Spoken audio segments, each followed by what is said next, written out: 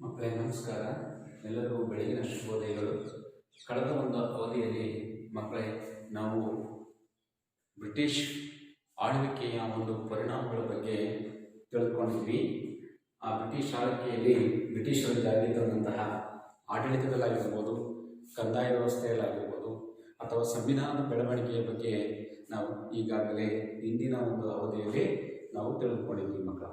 ಹೀಗೆ ಇತಿಹಾಸದಲ್ಲಿ ಮತ್ತೊಂದು ಅಧ್ಯಾಯವಾಗಿರ್ತಕ್ಕಂಥ 4ನೇ ಅಧ್ಯಾಯವಾಗಿರ್ತಕ್ಕಂತಹ ಕರ್ನಾಟಕದಲ್ಲಿ ಬ್ರಿಟಿಷ್ ಆಳ್ವಿಕೆಯ ಪ್ರತಿರೋಧಗಳು, ಅಂದರೆ ಕರ್ನಾಟಕದಲ್ಲಿ ಬ್ರಿಟಿಷರು ಅಂತಕ್ಕಂಥವರು ತಮ್ಮದೇ ಆಗಿರ್ತಕ್ಕಂಥ ಸಾಮ್ರಾಜ್ಯಶಾಹಿಯನ್ನು ಸ್ಥಾಪಿಸಿದ ಸಂದರ್ಭದಲ್ಲಿ ಕರ್ನಾಟಕದಲ್ಲಿ ಆಗಿರ್ತಕ್ಕಂಥ ಒಂದು ಪ್ರತಿರೋಧಗಳು, ಬ್ರಿಟಿಷರಿಗೆ ಪ್ರತಿರೋಧವನ್ನು ಒಡ್ಡಿರ್ತಕ್ಕಂತಹ ಒಂದು ವಿಚಾರ. ಅವುಗಳಲ್ಲಿ ನಾವು ನೋಡ್ತಕ್ಕಂಥದ್ದು ಸಾಮಾನ್ಯವಾಗಿ ಹೈದರಾಲಿ ಮತ್ತು ಟಿಪ್ಪು ಅಂತಕ್ಕಂಥವ್ರು ಹೇಗೆ ಅಸ್ತಿತ್ವಕ್ಕೆ ಬಂದರು, ಕರ್ನಾಟಕದಲ್ಲಿ ಇವರು ಬ್ರಿಟಿಷರ ವಿರುದ್ಧ ಯಾವ ರೀತಿ ಪ್ರತಿರೋಧವನ್ನು ಕೊಡುತ್ತಾರೆ, ಹಾಗೂ ಅವರ ಒಂದು ಸಮಯದಲ್ಲಿ ಆಗಿರ್ತಕ್ಕಂತಹ ಹೈದರಾಲಿ ಅಂತಕ್ಕಂಥವನು 2 ಆಂಗ್ಲ ಯುದ್ಧಗಳನ್ನು ಮಾಡಬೇಕಾದ್ರೆ ಮರಣವನ್ನು ಹೊಂದು ಆನಂತರ ಮಗನಾಗಿರ್ತಕ್ಕಂತಹ ಟಿಪ್ಪು ಸುಲ್ತಾನ್ ಅಂತಕ್ಕಂಥವನು 3ನೇ ಆಂಗ್ಲ ಮೈಸೂರು ಯುದ್ಧ ಮತ್ತು 4ನೇ ಆಂಗ್ಲ ಮೈಸೂರು ಯುದ್ಧಗಳನ್ನು ಹೇಗೆ ಪೂರ್ಣಗೊಳಿಸುವುದು ಅಂತಕ್ಕಂಥದ್ದನ್ನು ನಾವು ಈ ದಿನ ಕಲಿಯೋಣ ಮಕ್ಕಳೇ. ಮೊದಲಾಗಿರ್ತಕ್ಕಂಥದ್ದು ನಾವು ನೋಡ್ತಕ್ಕಂಥದ್ದು ಕರ್ನಾಟಕದಲ್ಲಿ ಬ್ರಿಟಿಷ್ ಆಳ್ವಿಕೆಗೆ ಒಂದು ಪ್ರತಿರೋಧಗಳಲ್ಲಿ ನಾವು ನೋಡಿದಾಗ ಕರ್ನಾಟಕ ಏಕೀಕರಣಕ್ಕೆ ಮುಂಚೆ ಒಂದು ಕರ್ನಾಟಕದ ರಾಜಕೀಯದಲ್ಲಿ ಅಧಿಕಾರಶಾಹಿಗಳಲ್ಲಿ ಹಂಚಿ ಹೋಗಿತ್ತಂದರೆ ಕರ್ನಾಟಕವನ್ನು ಹಲವಾರು ರೀತಿಯಾಗಿರ್ತಕ್ಕಂಥದ್ದು ಹಂಚಿ ಹೋಗಿತ್ತು. ಯಾವಾಗ ಕರ್ನಾಟಕ ಏಕೀಕರಣ ಆಗೋಕ್ಕಿಂತ ಮುಂಚೆ 1956 ನಂತರ ಏಕೀಕರಣ, ಆ ಏಕೀಕರಣ ಆಗೋಕ್ಕಿಂತ ಮುಂಚೆ ವಿವಿಧ ಅಧಿಕಾರಶಾಹಿಗಳಲ್ಲಿ ಹಂಚಿ ಹೋಗಿತ್ತು. ಅಂದರೆ ಬೇರೆ ಬೇರೆ ರಾಜರು ಅಂತಕ್ಕಂಥವರು, ಅಧೀನ ರಾಜರು ಅಂತಕ್ಕಂಥವರು ಆಳ್ವಿಕೆಯನ್ನು ಮಾಡ್ತಾ ಇದ್ದರು. ಹಾಗೆ 18ನೇ ಶತಮಾನದ ಉತ್ತರಾರ್ಧದಲ್ಲಿ ಸಮಯದಲ್ಲಿ ಒಂದು ಬ್ರಿಟಿಷರಂತಕ್ಕಂಥವರು ರಾಜಕೀಯ ಆಧಿಪತ್ಯವನ್ನು ಸ್ಥಾಪಿಸುವುದಕ್ಕಾಗಿ ಅವ್ರು ಏನು ಮಾಡ್ತಾರೆ ಅಂತಂದರೆ ಕೃಷಿ ಮತ್ತು ವ್ಯಾಪಾರ ಕ್ಷೇತ್ರಗಳಲ್ಲಿ ಜನರ ಹಿತಾಸಕ್ತಿಗಳನ್ನು ಶೋಷಣೆಗೆ ಒಳಪಡಿಸ್ತಾರೆ.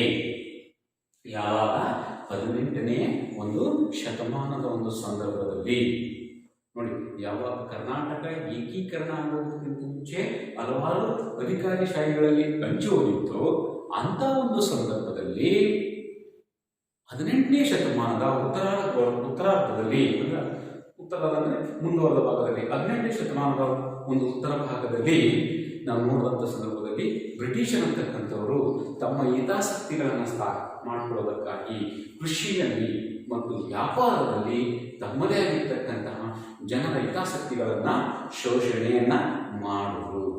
ಆ ಶೋಷಣೆ ಅಂತಕ್ಕಂಥದ್ದು ಎಲ್ಲೆಲ್ಲೂ ಕಂಡು ಬರುತ್ತಂದರೆ ಈ ಶೋಷಣೆ ಅಂತಕ್ಕಂಥದ್ದು ಸಹ ಕರ್ನಾಟಕದ ಕೆಲವು ಭಾಗಗಳಲ್ಲಿ ಕಂಡು ಬರುತ್ತದೆ.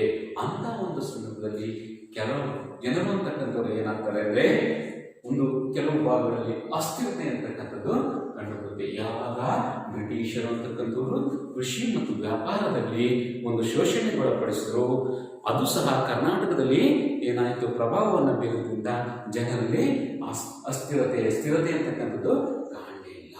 ಇದಕ್ಕಾಗಿ ಕರ್ನಾಟಕದಲ್ಲಿ ಬ್ರಿಟಿಷರ ವಿರುದ್ಧ ಪ್ರತಿರೋಧವನ್ನು ಇಡುವುದಕ್ಕಾಗಿ ಹೋರಾಟ ಮಾಡ್ತಾರೆ. ಅವುಗಳಲ್ಲಿ ಯಾರ್ಯಾರಪ್ಪ ಅಂದರೆ ಸಾಮಾನ್ಯವಾಗಿ ದೇಶೀಯ ರಾಜರು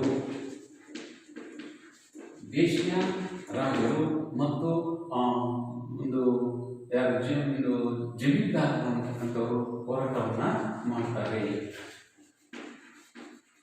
ದೇಶೀಯ ರಾಜರು ಮತ್ತು ಜಮೀನ್ದಾರರು ಅಂತಕ್ಕಂಥವರು ಬ್ರಿಟಿಷರ ವಿರುದ್ಧ ಒಂದು ಮಾಡಬೇಕಾಗಿತ್ತು ಪ್ರತಿರೋಧಗಳು. ಆದರೆ ಇವರು ಪ್ರತಿರೋಧವನ್ನು ಮಾಡಬೇಕಾದ್ರೆ ಎಲ್ಲರೂ ಒಗ್ಗಟ್ಟಾಗಿ ಮಾಡದೆ ಕೇವಲ ಏನು ಮಾಡ್ತಾರೆ ಅಂದರೆ ಏಕಾಂಗಿಗಳಾಗಿ ಹೋರಾಟವನ್ನು ಮಾಡುವುದಕ್ಕೆ ಪ್ರಾರಂಭಿಸ್ತಾರೆ. ಸಾಧಿಸಲು ಪ್ರಯತ್ನಿಸಿ ಒಬ್ಬೊಬ್ಬರಾಗಿ ಹೋರಾಟ ಮಾಡಿ ಬ್ರಿಟಿಷರು ಬಂದಿದ್ದು ಬ್ರಿಟಿಷರ ವಿರುದ್ಧ ಬಣ್ಣಿಡುವುದರಲ್ಲಿ ಪ್ರಮುಖವಾಗಿರ್ತಕ್ಕಂಥ ಪಾತ್ರವನ್ನು ವಹಿಸ್ತಾರೆ. ಅವರಲ್ಲಿ ನಾವು ನೋಡತಕ್ಕಂಥದ್ದು ಹೈದರಾಲಿ ಮತ್ತು ಟಿಪ್ಪು ಸುಲ್ತಾನ್ ಅಂತಕ್ಕಂಥವರು 1761ರಿಂದ 1791 4ನೇ ಆಂಗ್ಲೋ ಮೈಸೂರು ಯುದ್ಧದ ಸಂದರ್ಭದವರೆಗೂ ಸಹ ನಾವು ಅತಿ ಬಹುದೊಡ್ಡದಾಗಿರ್ತಕ್ಕಂಥ ಪ್ರತಿರೋಧವನ್ನು ನೀಡುತ್ತಾರೆ. ರಾಜಕೀಯವಾಗಿ ಒಂದು ನಾವು ನೋಡ್ತಕ್ಕಂಥದ್ದು ಒಂದು ವಿಶೇಷವಾಗಿರ್ತಕ್ಕಂತಹ ಚರಿತ್ರೆಯಲ್ಲಿ ಒಂದು ವಿಶೇಷವಾಗಿರ್ತಕ್ಕಂಥ ಪ್ರಯತ್ನ ಅಂದರೆ ಈ ಕರ್ನಾಟಕದಲ್ಲಿ ಪ್ರತಿರೋಧವನ್ನು ಬೆಳೆದುಕೊಡ್ತಾರೆ. ಆ ರೀತಿ ಓದಿರ್ತಕ್ಕಂಥವರು ಏನಿರ್ತಕ್ಕಂಥ ಮಾಡ್ತಾರೆ. ಅವುಗಳಲ್ಲಿ ಹೈದರಾಲಿ ಮತ್ತು ಟಿಪ್ಪು ಸುಲ್ತಾನ್ ಅಂತಕ್ಕಂಥದ್ದು ಮಾಡಿರ್ತಕ್ಕಂಥದ್ದು ಪ್ರಮುಖವಾಗಿರ್ತಕ್ಕಂತಹ ಒಂದು ಪ್ರತಿರೋಧ ಅಂತಕ್ಕಂಥದ್ದು. ಅರ್ಥ ಆಯ್ತಾ ಮಕ್ಕಳ? ಇನ್ನೊಂದ್ಸರಿ ಕರ್ನಾಟಕ ಏಕೀಕರಣಕ್ಕೆ ಪೂರ್ವದಲ್ಲಿ ಕರ್ನಾಟಕ ಅಂತಕ್ಕಂಥದ್ದು ಕೆಲವು ಅಧಿಕಾರಿಶಾಹಿಗಳ ಒಂದು ಅಧಿಕಾರಿಶಾಹಿಗಳಲ್ಲಿ ಹರಿದು ಹಂಚಿ ಹೋಗಿತ್ತು.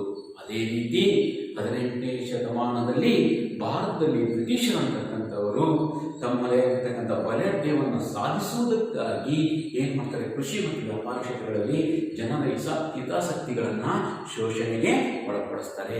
ಅಷ್ಟೇ ಅಲ್ಲದೆ ಭಾರತದಲ್ಲಿಯೂ ಸಹ ಕರ್ನಾಟಕದಲ್ಲಿಯೂ ಸಹ ಜನರ ಹಿತಾಸಕ್ತಿಗಳನ್ನು ಶೋಷಣೆಗೊಳಪಡಿಸುವಂತಹ ಸಂದರ್ಭದಲ್ಲಿ ಜನರು ಅಂತಕ್ಕಂಥದ್ದು ಏನು ಮಾಡ್ತಾರೆ, ಇದರಿಂದ ಅವರ ಒಂದು ಅವರಲ್ಲಿ ಅಸ್ಥಿರತೆ ಇರ್ತಕ್ಕಂಥದ್ದು ಕಂಡುಬರುತ್ತೆ.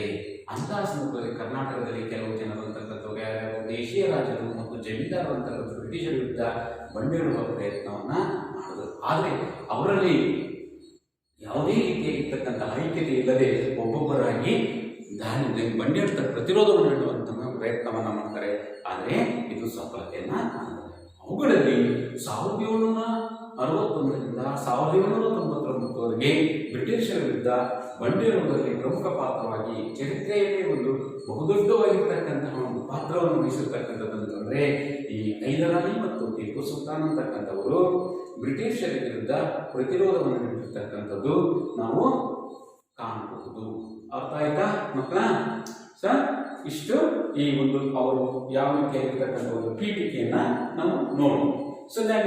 ನೋಡ್ತಕ್ಕಂಥದ್ದು ಹೈದರಾಲಿ ಅಂತಕ್ಕಂಥದ್ದು ಯಾವ ರೀತಿ ಅಸ್ತಿತ್ವಕ್ಕೆ ಬರ್ತಾನೆ ಅಂತಕ್ಕಂಥದ್ದನ್ನು ನೋಡೋಣ. ಹೈದರಾಲಿ ಅಂತಕ್ಕಂಥದ್ದು ಹೇಗೆ ಅಸ್ತಿತ್ವಕ್ಕೆ ಅಧಿಕಾರ ಗ್ರಹಣವನ್ನು ಮಾಡ್ತಾನೆ ಅಂತಕ್ಕಂಥದ್ದನ್ನು ನೋಡಿದಾಗ ಸಾಮಾನ್ಯವಾಗಿ ಹೈದರಾಲಿ ಅಂತಕ್ಕಂಥವನು ಯಾವ ರೀತಿಯಾಗಿರ್ತಕ್ಕಂತಹ ಒಂದು ಪ್ರತಿರೋಧವನ್ನು ಬ್ರಿಟಿಷರು ಕೊಡ್ತಾನೆ ಅನ್ನೋದು ಮುಖ್ಯವಾಗಿ ಪರಿಸ್ಥಿತಿ ಸಂದರ್ಭ ಯಾವ ರೀತಿ ಇತ್ತಂತಕ್ಕಂಥ ಭಾರತದ ಚರಿತ್ರೆಗೆ 18ನೇ ಶತಮಾನ ಸಂದರ್ಭದಲ್ಲಿ ಒಂದು ಚರಿತ್ರೆಯಲ್ಲಿರ್ತಕ್ಕಂತಹ ಒಂದು ರಾಜಕೀಯ ಸಮಸ್ಯೆಗಳ ಶತಮಾನ ಅಂತ ಕರೀತಾರೆ. 18ನೇ ಶತಮಾನ ರಾಜಕೀಯ ಸಮಸ್ಯೆಗಳ ಶತಮಾನ ಅಂತ ಕರೀತಾರೆ. ಯಾಕೆ ಕರೀತಾರೆ? ಶತಮಾನವೆಂದೇ ಕರೀತಾರೆ. ಯಾಕೆ ಕರೀತಾರೆ ನೋಡೋಣ. ಹೈದರಾಲಿ ಅಂತಕ್ಕಂಥವನು ಯಾವ ರೀತಿ ಅಧಿಕಾರ ಗ್ರಹಣ ಮಾಡ್ತಾನೆ, ಯಾವ ರೀತಿ ಬರ್ತಾನೆ ಅಂತಕ್ಕಂಥ ಸಂದರ್ಭದಲ್ಲಿ ನಾವು ಭಾರತದ ಇತಿಹಾಸದಲ್ಲಿ 18ನೇ ಶತಮಾನವನ್ನು ರಾಜಕೀಯ ಸಮಸ್ಯೆಗಳ ಒಂದು ಶತಮಾನ ಅಂತ ಕರೀತಾರೆ. ಮೊದಲನೇದಾಗಿರ್ತಕ್ಕಂಥದ್ದು 1704ರಲ್ಲಿ ಯಾರು ಮರಣ ಅಂತಾರಂದ್ರೆ ಮೊಘಲರ ಕೊನೆಯ ದೊರೆಯನಾಗಿರ್ತಕ್ಕಂತಹ ಔರಂಗಜೇಬನು ಅಂತಕ್ಕಂಥವನು ಮರಣ ಹೊಂದಾನೆ. ಔರಂಗಜೇಬನು 1706ರಲ್ಲಿ ಇರ್ತಕ್ಕಂಥವನು ಔರಂಗಜೇಬನು ಅಂತಕ್ಕಂಥವನು ಮರಣವನ್ನು ಹೊಂದಿದಂತಹ ಸಂದರ್ಭದಲ್ಲಿ ಅಲ್ಲಿ ರಾಜಕೀಯವಾಗಿ ಏನಾಗುತ್ತಂತಂದ್ರೆ ಸಾರ್ವಭೌಮತ್ವ ಅಂತಕ್ಕಂಥದ್ದು ಹುಟ್ಟಿತು. 1707ರಲ್ಲಿ ಮೊಘಲರ ದೊರೆಯಾಗಿರ್ತಕ್ಕಂತಹ ಔರಂಗಜೇಬನು ಅಂತಕ್ಕಂಥವನು ಮರಣ ಹೊಂದಿದಂಥ ಸಂದರ್ಭದಲ್ಲಿ ಒಂದು ಏನಾಗುತ್ತೆ, ರಾಜಕೀಯವಾಗಿ ಅಲ್ಲಿ ಸಾರ್ವಭೌಮತ್ವ ಅಂತಕ್ಕಂಥದ್ದು ಹುಟ್ಟುತ್ತೆ. ಅಷ್ಟೇ ಅಲ್ಲದೆ ಅಲ್ಲಿರ್ತಕ್ಕಂಥ ದಕ್ಷಿಣ ಭಾರತದಲ್ಲಿಯೂ ಸಹ ಪ್ರಮುಖವಾಗಿ ಮೊಘಲ ರಾಜಕೀಯ ಹತೋಟಿ ಅಂತಕ್ಕಂಥದ್ದು ತಪ್ಪೋಗುತ್ತೆ. ರಾಜಕೀಯ ಸಾರ್ವಭೌಮ ಅಂತಕ್ಕಂಥದ್ದು ಉಗ್ಗಿ ಹೋಗುತ್ತೆ. ಮತ್ತೆ ರಾಜಕೀಯವಾಗಿ ಒಂದು ದಕ್ಷಿಣ ಭಾರತದ ಮೇಲೆ ಅವರ ಒಂದು ಪ್ರಾಬಲ್ಯ ಅಂತಕ್ಕಂಥದ್ದು ಕಡಿಮೆ ಆಗುತ್ತೆ. ಇಂತಹ ಒಂದು ಸನ್ನಿವೇಶವನ್ನ ನಾವು ಕಾಣಬಹುದು. ಇದಕ್ಕಿಂತ ಮುಂಚೆ ಕರ್ನಾಟಕ ಅಧಿಕಾರಕ್ಕಾಗಿ ಅನೇಕ ರೀತಿಯಾಗಿರ್ತಕ್ಕಂತಹ ಒಂದು ಕಿತ್ತಾಟಗಳು ಆರಂಭವಾಗಿದ್ದವು. ಕರ್ನಾಟಕ ಪ್ರದೇಶಗಳಲ್ಲಿ ಎರಡನೇದಾಗಿರ್ತಕ್ಕಂಥದ್ದು ಕರ್ನಾಟಕ ಪ್ರದೇಶಗಳಲ್ಲಿ ಅಧಿಕಾರಕ್ಕಾಗಿ ಕಿತ್ತಾಟಗಳು ಪ್ರಾರಂಭವಾಗಿದ್ದವು. ಸೊ ಇದು ಒಂದು ಸಹ ಒಂದು ಸಮಸ್ಯೆ, ರಾಜಕೀಯವಾಗಿರ್ತಕ್ಕಂತಹ ಸಮಸ್ಯೆ. ಅದೇ ರೀತಿ ಮೂರನೇದಾಗಿರ್ತಕ್ಕಂಥದ್ದು 1704ರಲ್ಲಿ ಮೈಸೂರು ಸಂಸ್ಥಾನದಲ್ಲಿ ಚಿಕ್ಕದೇವರಾಯ ಒಡೆಯರ ಮರಣ ಹೊಂದುತ್ತಾರೆ. ಚಿಕ್ಕದೇವರಾಯ ಒಡೆಯರ ಮರಣ ಹೊಂದಿರ್ತಕ್ಕಂಥದ್ದು ಅಲ್ಲಿ ಯಾವ ರೀತಿಯಾಗಿರ್ತಕ್ಕಂಥ ಅಸ್ತಿತ್ವವನ್ನು ಅಂತಕ್ಕಂಥದ್ದು ರಾಜಕೀಯದಲ್ಲಿ ದುಷ್ಪರಿಣಾಮ ಅಂತಕ್ಕಂಥದ್ದು ಕಂಡುಬಂತು. ಆಮೇಲೆ ರಾಜಕೀಯವಾಗಿ ಮುಸುಕುಗೊಳಿತು. ದುಷ್ಪರಿಣಾಮ ಅಷ್ಟೇ ಅಲ್ಲದೆ ರಾಜಕೀಯವಾಗಿ ದುಷ್ಪರಿಣಾಮ ಬೀಳುವುದಲ್ಲದೆ ಉತ್ತರಾಧಿಕಾರದ ಸಮಸ್ಯೆಯೂ ಕಂಡುಬಂದು ಆಡಳಿತವೂ ಸಹ ಕುಸಿಯಿತು. ಈ ರೀತಿಯಾಗಿರ್ತಕ್ಕಂಥದ್ದನ್ನ ನಾವು ಪರಿಗಣಿಸಿದಾಗ 18ನೇ ಶತಮಾನ ಅಂತಕ್ಕಂಥದ್ದು ರಾಜಕೀಯ ಸಮಸ್ಯೆಗಳ ಶತಮಾನವೆಂದೇ ಕರೀತೇವೆ. ಯಾಕೆ ಕರಿತೀವಿ ಅಂತಂದ್ರೆ ಒಂದನೇದಾಗಿರ್ತಕ್ಕಂಥದ್ದು 1707ರಲ್ಲಿ ಔರಂಗಜೇಬನು ಅಂತಕ್ಕಂಥವನು ಮರಣ ಹೊಂತಾನೆ. ಔರಂಗಜೇಬ ಯಾವಾಗ ಮರಣ ಹೊಂತಾನೋ ಆ ಸಂದರ್ಭದಲ್ಲಿ ಅಲ್ಲಿ ರಾಜಕೀಯವಾಗಿ ಏನಾಗುತ್ತೆ ಅಂತಂದ್ರೆ ಸಾರ್ವಭೌಮತ್ವ ಅಂತಕ್ಕಂಥದ್ದು ಕುಸಿಯುತ್ತದೆ. ದಕ್ಷಿಣ ಭಾರತ ಪ್ರದೇಶಗಳಲ್ಲಿ ಆಡಳಿತ ಅಂತಕ್ಕಂಥದ್ದು ರಾಜಕೀಯವಾಗಿ ಕುಸಿಯುತ್ತೆ. ಅದೇ ರೀತಿ ಕರ್ನಾಟಕ ಪ್ರದೇಶಗಳಲ್ಲಿಯೂ ಸಹ ಅಧಿಕಾರಕ್ಕಾಗಿ ಕಿತ್ತಾಟಗಳು ಅಂತಕ್ಕಂಥವು ಪ್ರಾರಂಭಿಸಿ ರಾಜಕೀಯವಾಗಿ ಸಮಸ್ಯೆಗಳು ಉಲ್ಬಣಗೊಂಡಿದ್ದವು. ಹಾಗೆಯೇ 1704ರಲ್ಲಿ ಚಿಕ್ಕದೇವರಾಜ ಒಡೆಯರ್ ಅಂತಕ್ಕಂಥವರು ಮೈಸೂರು ಸಂಸ್ಥಾನದಲ್ಲಿ ಅವರು ಮರಣ ಹೊಂದಿದ ನಂತರ ಉತ್ತರಾಧಿಕಾರಕ್ಕಾಗಿ ಹಲವಾರು ರೀತಿಯಾಗಿರ್ತಕ್ಕಂತಹ ದುಷ್ಪರಿಣಾಮಗಳಂತಕ್ಕಂಥವುತ್ತವೆ. ಆಡಳಿತವು ಅಂತಕ್ಕಂಥದ್ದು ಕುಸಿಯುತ್ತೆ. ಅಷ್ಟೇ ಅಲ್ಲದೆ ರಾಜಕೀಯವಾಗಿ ಮುಸುಕುಕೊಳ್ಳುತ್ತದೆ. ಈ ರೀತಿಯಾಗಿರ್ತಕ್ಕಂಥ ಸನ್ನಿವೇಶದಲ್ಲಿ ಮೈಸೂರು ಮತ್ತು ಕರ್ನಾಟಕ ರಾಜ್ಯಗಳ ಒಂದು ಭೂಪ್ರದೇಶದಲ್ಲಿ ಹೆಚ್ಚಿನ ಒಂದು ಪ್ರಾಮುಖ್ಯತೆಯನ್ನು ಕಳಿಸುವುದಕ್ಕೆ ಈ ಐದರಾಜ್ಯ ಅಂತಕ್ಕಂಥವನು ಪ್ರಮುಖವಾಗಿರ್ತಕ್ಕಂತಹ ಪಾತ್ರವನ್ನ ವಹಿಸ್ತಾನೆ. ಅರ್ಥ ಆಯ್ತಾ ಮಕ್ಕಳ? ನಾನು ಹೇಳಿದ್ದು ನೋಡಿ, ಯಾವ ರೀತಿಯಾಗಿರ್ತಕ್ಕಂತಹ ಸಮಸ್ಯೆಗಳನ್ನ ಅನುಭವಿಸ್ತಕ್ಕಂಥದ್ದನ್ನ ನಾವು ಕಾಣ್ತಾ ಇದ್ದೀವಿ. ರಾಜಕೀಯವಾಗಿ ಸಾಮಾನ್ಯವಾಗಿ ಒಂದನೇದಾಗಿರ್ತಕ್ಕಂಥದ್ದು ಔರಂಗಜೇಬನ ಮರಣ ಮತ್ತು ಕರ್ನಾಟಕ ಪ್ರದೇಶದಲ್ಲಿರ್ತಕ್ಕಂತಹ ಮುಂದುವರಿದ ಕಿತ್ತಾಟ. ಸೊ ಮತ್ತು ಚಿಕ್ಕದೇವರಾಜ ಒಡೆಯರು ಮರಣ ಹೊಂದಿದ ನಂತರ ಅವರ ಉತ್ತರಾಧಿಕಾರಕ್ಕಾಗಿ ಆಗಿರ್ತಕ್ಕಂಥ ಒಂದು ಸಮಸ್ಯೆ, ಇವುಗಳ ನಡುವೆ ಅವರ ಒಂದು ರಾಜಕೀಯ ಸನ್ನಿವೇಶಗಳು, ಸಮಸ್ಯೆ, ಅಧಿಕಾರ ಅಂತಕ್ಕಂಥದ್ದು ಕುಸಿದಿರ್ತಕ್ಕಂಥದ್ದು ಮತ್ತು ಅಧಿಕಾರದಲ್ಲಿ ಮುಸುಕುಗೊಂಡಿರ್ತಕ್ಕಂಥ ಒಂದು ವ್ಯವಸ್ಥೆಯನ್ನ, ಸನ್ನಿವೇಶವನ್ನು ಬಳಸಿಕೊಂಡು ಬಂದಿರತಕ್ಕಂಥದ್ದೇ ಈ ಒಂದು ಐದರಾಜೆ. ಆದ್ದರಿಂದ ನಾವು 18ನೇ ಶತಮಾನವನ್ನ ಏನಂತ ಕರಿತೀವಿ? ರಾಜಕೀಯ ಸಮಸ್ಯೆಗಳ ಶತಮಾನವೆಂದೇ ಕರೆಯುತ್ತೇವೆ. ಅರ್ಥ ಆಯ್ತಾ ಮಕ್ಕಳ? ಸರಿ, ಮುಂದೆ ಹೋಗೋಣ.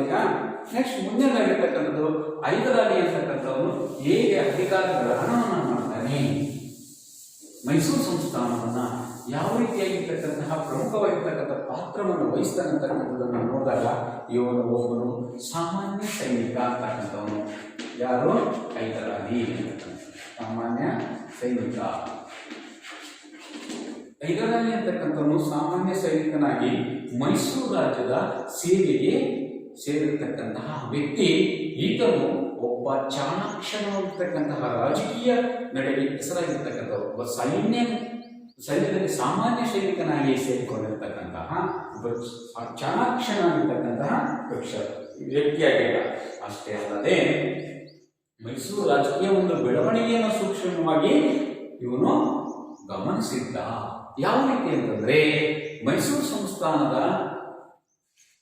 ಸಂಸ್ಥಾನದಲ್ಲಿರ್ತಕ್ಕಂತಹ ದಳವಾಯಿಗಳು ಇರ್ತಕ್ಕಂಥವರು ಅವರು ದೇವನಹಳ್ಳಿಗೆ ಮುತ್ತಿಗೆಯನ್ನು ಹಾಕಿದಂತಹ ಸಂದರ್ಭದಲ್ಲಿ ದೇವನಹಳ್ಳಿ ಮುತ್ತಿಗೆ ಹಾಕಿರ್ತಕ್ಕಂಥ ಸಂದರ್ಭ ನೋಡಿ, ಒಬ್ಬ ಸೈನಿಕ ಅಂತಕ್ಕಂಥ ಸಾಮಾನ್ಯ ಸೈನಿಕ ಅಂತಕ್ಕಂಥವನು ರಾಜಕೀಯವಾಗಿ ಕ್ಷಾಣಕ್ಷನಾಗಿರ್ತಕ್ಕಂತಹ ಐದರಾಲಿ ಇರ್ತಕ್ಕಂಥವನು ಮೈಸೂರು ಸಂಸ್ಥಾನವನ್ನ ಹೇಗೆ ಅಧಿಕಾರ ಗದ್ದಿಗೆ ಇರ್ತಾನೆ ಅಥವಾ ಅಧಿಕಾರ ಗ್ರಹಣ ಮಾಡ್ತಕ್ಕಂಥದ್ದನ್ನು ನೋಡಿದಾಗ ಮೊಟ್ಟ ಮೊದಲದಾಗಿ ಮೈಸೂರು ಸಂಸ್ಥಾನದ ರಾಜಕೀಯ ಒಂದು ಬಗ್ಗೆ ಹೆಚ್ಚು ಗಮನವನ್ನು ಹರಿಸಿರ್ತಕ್ಕಂಥ ಸೂಕ್ಷ್ಮವನ್ನು ಅರಿತಿರ್ತಕ್ಕಂಥವರು ದಳವಾಯಿಗಳಂತಕ್ಕಂಥವರು ದಳವಾಯಿಗಳಾದ ದೇವರಾಜಯ್ಯ ಮತ್ತು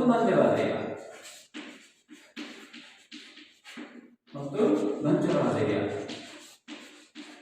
ಈ ವ್ಯಕ್ತಿಗಳು ಅಂತಕ್ಕಂಥವರು ದೇವರಲ್ಲಿ ಮುತ್ತಿಗೆಯನ್ನಾಕಿದಂತಹ ಸಂದರ್ಭದಲ್ಲಿ ಆ ಒಂದು ಸನ್ನಿವೇಶದಲ್ಲಿ ಅಲ್ಲಿ ಇರ್ತಕ್ಕಂಥ ಸೈನಿಕರಿಗೆ ವೇತನ ಕೊಡಲು ಮೈಸೂರು ಸಂಸ್ಥಾನದಲ್ಲಿ ಹಣ ಅಂತಕ್ಕಂಥದ್ದು ಇರಲಿಲ್ಲ. ಆ ಸಂದರ್ಭವನ್ನ ಬಳಸಿಕೊಂಡಂತಹ ಒಂದು ವ್ಯಕ್ತಿ ಇವನೇನ್ ಮಾಡ್ತಾನೆ, ಆರ್ಕಾಡಿನ ನಿಜಾಮನ ವಿಷಯಕ್ಕೆ ಸಂಬಂಧಿಸಿದಂತೆ ಸೈನಿಕ ಕಾರ್ಯಾಚರಣೆಯಲ್ಲಿ ಪ್ರಬುದ್ಧಮ ಅಂತಕ್ಕಂಥವ್ರು ಬರ್ತಾನೆ. ಆರ್ಕಾಡಿನ ಒಂದು ಪ್ರದೇಶದ ಮೇಲೆ ಮತ್ತು ದೇವನಹಳ್ಳಿಯ ಮುತ್ತಿಗೆಯನ್ನಾಕಿದಂಥ ಸಂದರ್ಭದಲ್ಲಿ ಈ ವಿಷಯವನ್ನು ಕರಕತ ಮಾಡಿಕೊಂಡಿರ್ತಕ್ಕಂತಹ ಒಂದು ಸಮಯವನ್ನು ಬಳಸಿಕೊಂಡು ಸೈನಿಕರನ್ನ ತನ್ನ ಬಳಿಗೆ ಸೆಳೆದುಕೊಳ್ಳುವುದರ ಮೂಲಕ, ತನ್ನ ವಿಶ್ವಾಸಕ್ಕೆ ತೆಗೆದುಕೊಳ್ಳುವುದರ ಮೂಲಕ ಹೈದರಾಲಿ ಅಂತಕ್ಕಂಥವನು ಏನ್ ಮಾಡ್ತಾನೆ, ಬಹುಬೇಗನೆ ಒಂದು ಪಾತ್ರವನ್ನ ವಹಿಸುವುದಷ್ಟೇ ಬಹುಬೇಗನ ಅಧಿಕಾರದ ಗದ್ದಿಗೆ ಇರುವುದಕ್ಕೆ ತನ್ನದಾಗಿರ್ತಕ್ಕಂತಹ ಪ್ರಭಾವವನ್ನ ಪ್ರಾಬಲ್ಯವನ್ನು ಬೆಳೆಸುವುದರಲ್ಲಿ ಪ್ರಮುಖ ಕಾರಣಕರ್ತನಾಗ್ತಾನೆ. ಯಾರು? ಹೈದರಾಲಿ ಅಂತಕ್ಕಂಥವನು. ಅಷ್ಟೇ ಅಲ್ಲದೆ ಇದರಿಗೆ ಶಸ್ತ್ರಾಸ್ತ್ರಗಳನ್ನ ಪ್ರಯೋಗ ಮಾಡುವುದರ ಬಗ್ಗೆ ಹಾಗೂ ಒಂದು ಚುರುಕಿನ ಸೈನಿಕ ಕಾರ್ಯಾಚರಣೆಗಳ ಮೂಲಕ ಇವನೇನ್ ಮಾಡ್ತಾನೆ, ಈ ಒಂದು ದಳವಾಯಿಗಳ ಒಂದು ಬಲವನ್ನು ಕುಗ್ಗಿಸುವುದರ ಮೂಲಕ ನೋಡಿ ದೇವನಹಳ್ಳಿ ಮುತ್ತಿಗೆ ಏನಾಗಿರುವಂತಹ ಸಂದರ್ಭದಲ್ಲಿ ಆರ್ಕಾಡಿನ ನವಾಬನ ಒಂದು ಪ್ರಭಾವವನ್ನು ತಿಳಿದುಕೊಳ್ಳುವುದರ ಮೂಲಕ ಮೈಸೂರು ಸಂಸ್ಥಾನದ ಸೈನಿಕರನ್ನ ತನ್ನ ಕಡೆಗೆ ಸೆಳೆದುಕೊಳ್ಳುವ, ತನ್ನ ವಿಶ್ವಾಸಕ್ಕೆ ತಳೆದುಕೊಳ್ಳುವುದರ ಮೂಲಕ ಏನ್ ಮಾಡ್ತಾನೆ, ಈ ದಳವಾಯಿಗಳ ಒಂದು ಬಲವನ್ನು ಕುಗ್ಗಿಸುವುದರ ಮೂಲಕ ಆ ವೇಳೆಗಾಗಲೇ ಮೈಸೂರು ಸಂಸ್ಥಾನದಲ್ಲಿದ್ದಂತಹ ಮುಮ್ಮಡಿ ಕೃಷ್ಣರಾಜ ಒಡೆಯರ ಒಂದು ಏನ್ ಮಾಡ್ತಾನೆ, ಅವರ ಒಂದು ಮೂಲೆ ಗುಂಪಾಗಿಸುವುದರ ಮೂಲಕ ಹೈದರಾಲಿ ಅಂತಕ್ಕಂಥವನು ಹೈದರಾಬಾದ್ ನಿಜಾಮ್ ಮತ್ತು ಆರ್ಕಾಡಿನ ರಾಜಕೀಯ ಒಂದು ಅಸ್ತಿತ್ವ ಮತ್ತು ಸಾಧನೆಗಾಗಿ ಹೋರಾಟದಲ್ಲಿ ನಿರತನಾಗುವುದರ ಮೂಲಕ ತನ್ನ ಪ್ರಭಾವವನ್ನು ಬೀರುವುದರ ಮೂಲಕ ಮೈಸೂರು ಅಧಿಕಾರಕ್ಕಾಗಿ ಗದ್ದಿಗೆ ನಿಲ್ತಾನೆ. ಅರ್ಥ ಆಯ್ತು ಮಕ್ಕಳ?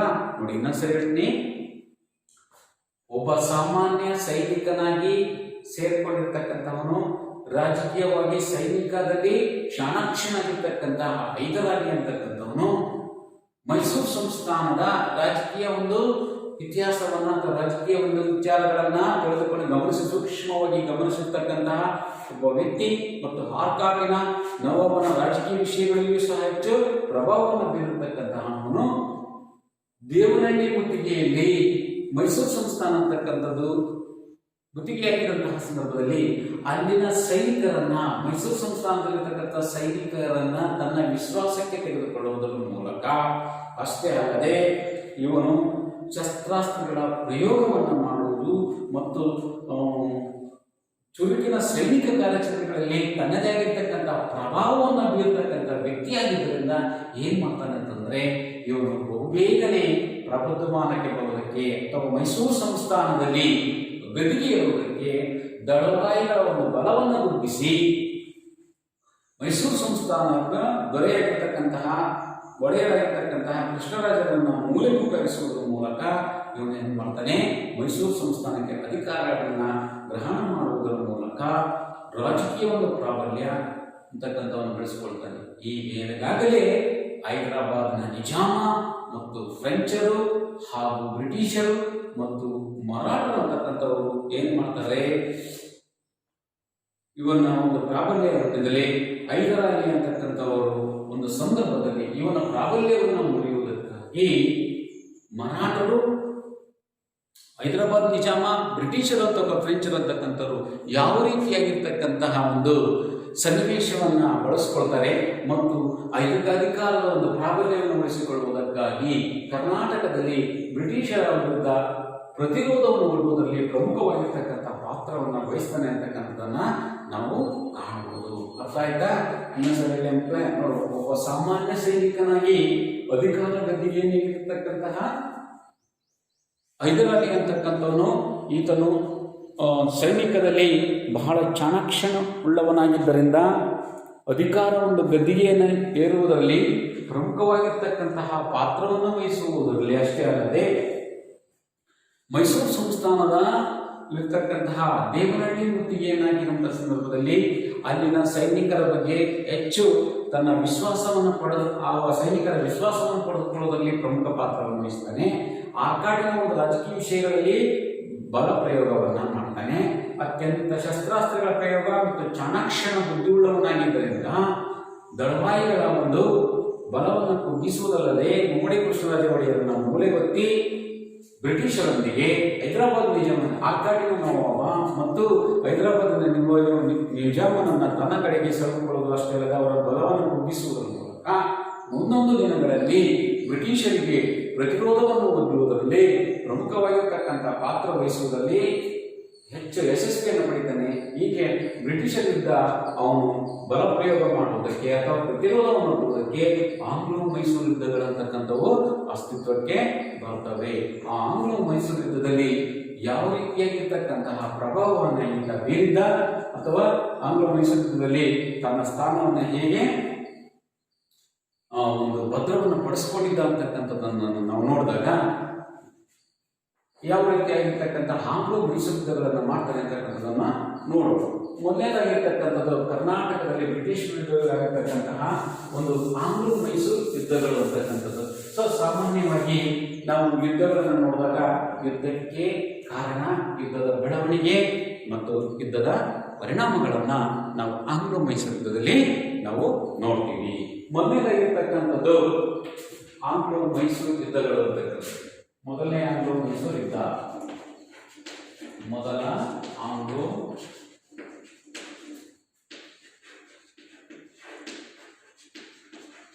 ಮೈಸೂರು ಯುದ್ಧ ಇದು 1767ರಿಂದ 69ರವರೆಗೆ ಸಾಮಾನ್ಯವಾಗಿ 2 ವರ್ಷಗಳ ಕಾಲ ನಡೆಯುತ್ತೆ. 1769 2 ವರ್ಷಗಳ ಕಾಲ ನಡೆಯತಕ್ಕಂಥ ಒಂದು ಯುದ್ಧ. ಸೊ ಸಾಮಾನ್ಯವಾಗಿ ಯುದ್ಧ ಅಂತ ತಕ್ಷಣ ಯುದ್ಧಕ್ಕೆ ಕಾರಣಗಳು,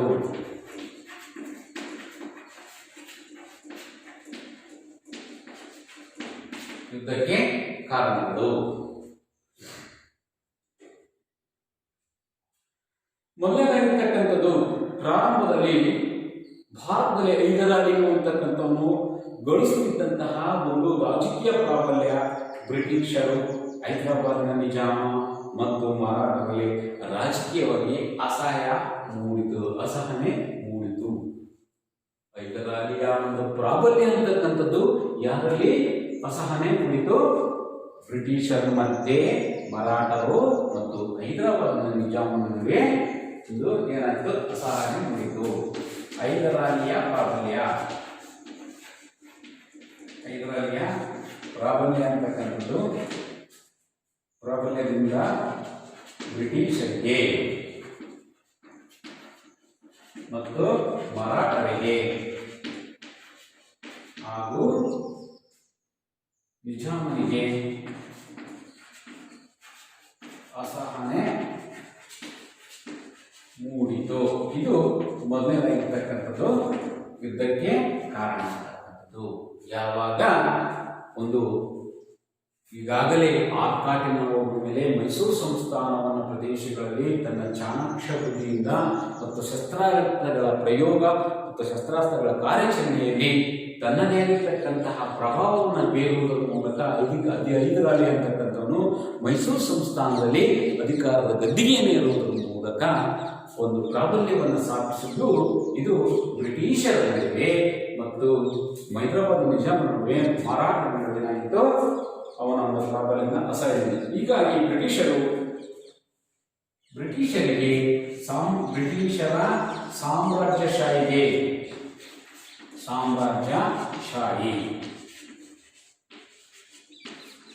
ವಿರೋಧವಾಗಿರುವುದು.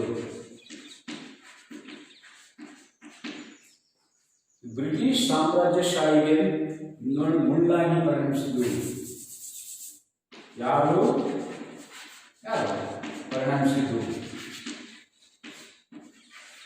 ಈಗ ಸಾಮಾನ್ಯವಾಗಿ ಸಾಮ್ರಾಜ್ಯಶಾಹಿ ಅಂತಂದ್ರೆ ಒಂದು ಪ್ರದೇಶದ ಮೇಲೆ ಹೋಗಿ ದಾಳಿ ಮಾಡಿ ಆ ಪ್ರದೇಶವನ್ನು ಆಕ್ರಮಿಸಿಕೊಳ್ಳುವುದಲ್ಲದೆ ಆ ಪ್ರದೇಶದ ಮೇಲೆ ತನ್ನದೇ ಆಗಿರ್ತಕ್ಕಂತಹ ರಾಜಕೀಯವಾಗಿ, ಆರ್ಥಿಕವಾಗಿ ಮತ್ತು ಧೋರಣೆಗಳನ್ನು ತಾಳುವುದಷ್ಟಲ್ಲದೆ ಅಲ್ಲಿ ಏನ್ ಮಾಡ್ತಕ್ಕಂಥದ್ದು, ಆ ಪ್ರದೇಶದ ಮೇಲೆ ಆಳ್ವಿಕೆಯನ್ನು ಮಾಡಿಕೊಂಡು ಅದರ ಒಂದು ತಾವು ತಮ್ಮದೇ ಆಗಿರ್ತಕ್ಕಂಥ ಪರಮಾಧಿಕಾರವನ್ನು ಸ್ಥಾಪನೆ ಮಾಡ್ತಕ್ಕಂಥ ಒಂದು ವ್ಯವಸ್ಥೆಗೆ ಸಾಮ್ರಾಜ್ಯಶಾಹಿ ಅಂತ ಹೇಳ್ಬಿಟ್ಟು ಕರೀತಾರೆ.